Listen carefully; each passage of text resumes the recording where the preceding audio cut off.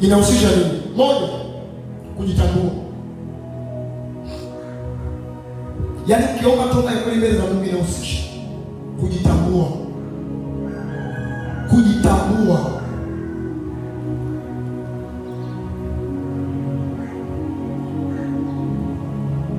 Inahusisha kujitambua.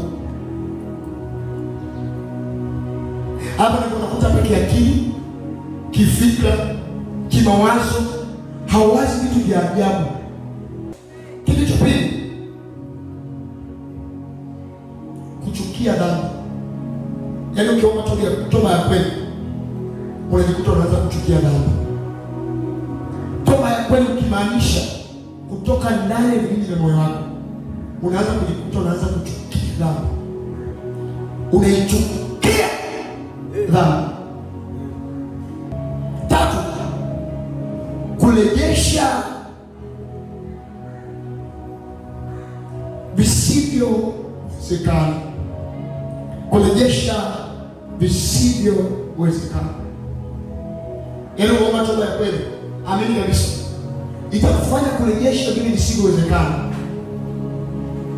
Ndio pale mahali unawaza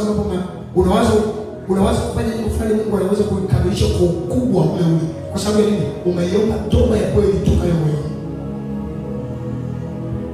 Urejesha visivyowezekana.